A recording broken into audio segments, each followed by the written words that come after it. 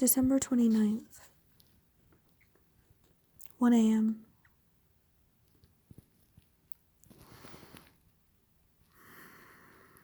The Dove Keepers, page 177. That terrible day would still come to overtake my every thought if the racket in the dovecotes did not distract me with a constant stream of sound, a clatter of noise, mirrors, silence, for one is alone in both situations. I often noticed Shihira watching me as I worked. I wondered what she made of me. I was not afraid to get my hands dirty and did not overstep my bounds. When she had her eyes on me in the dim air, I bowed my head to hide what resided within me. There was a single stream of sunlight that poured into the roof, and I avoided walking through it, afraid the brightness would reveal the truth of my mourning. But one day, not long after my arrival, Shihira suddenly took my hand in hers. I was startled by her action, and before I could think to pull away, she gazed into my rough palm. Her touch was like water cool upon my skin.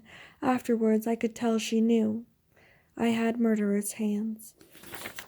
It burned at night in the dark. Other women looked at the moon as it rose to see if what their fate reflected.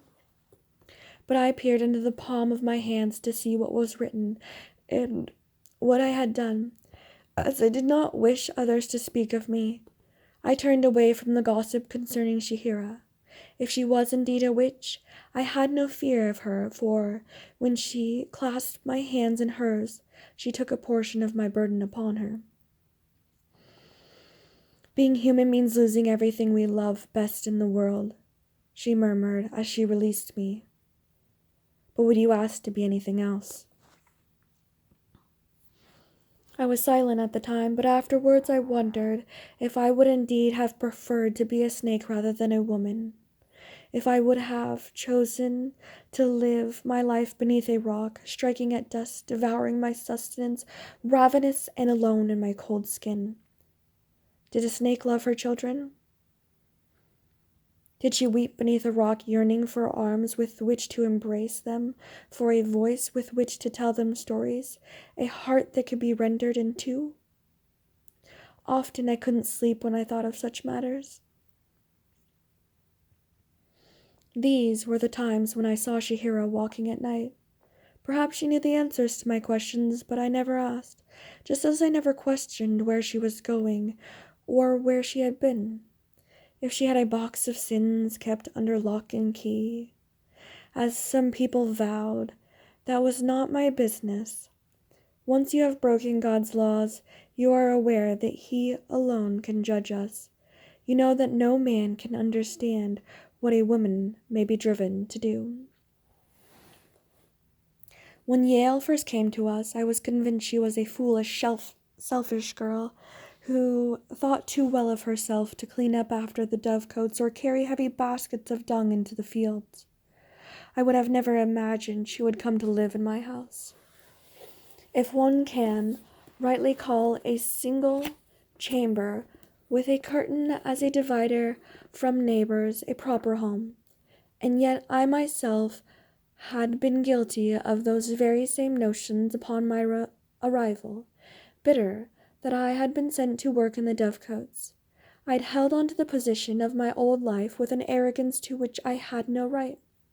I wept, convinced I had been relegated to the lowliest position on the mountain until my grandson showed me the truth of the dovecotes. Now I understand the pride Shihira and her daughters show, a devotion which had puzzled me when I first walked through the carved wooden doors, a scarf tied over my face, afraid to draw a single breath because of the stench of the rich loam. Without the dovecotes, this fortress would have already fallen. The leavings scattered in the orchard have turned our world green and lush, nourishing the roots of the dates and olives, feeding the almond trees, causing them to burst into blossoms of pink and white clouds. Without the doves, we would have starved long ago. It was outlawed to kill one, for without the temple There could no longer be sacrifices. A man who took one out of greed risked being karet, turned out from God's view, for such a deed was considered a crime against us all. Each time I cut open a piece of fruit, I was grateful to the pale, pliant creatures we cared for. Whenever one was allied, I brought it home to nurse it to health. I kept such a bird in a wooden shelf beside my bed. I listened as it cooed, finding comfort in the song. There were the only nights when I didn't dream. I began to change my mind about Yale, daughter of the framed assassin Yosef Bar Ellenhan, the murderer who people whispered had once possessed the ability to walk through walls and disappear in front of men's eyes. Sister of one of the young warriors, I noticed she could work her own brand of magic, and she had to do was reach out her hand and the doves would come to her. She needn't cluck her tongue or offer grain.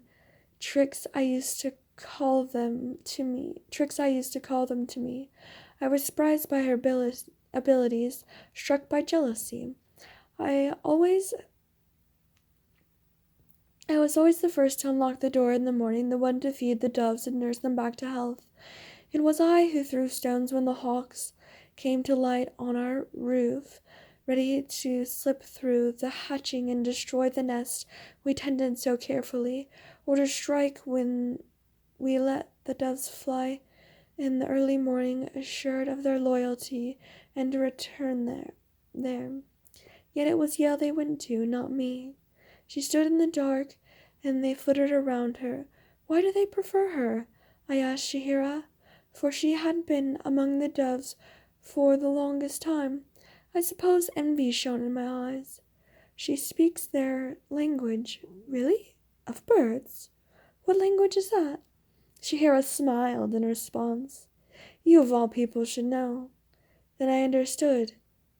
It was the language of silence.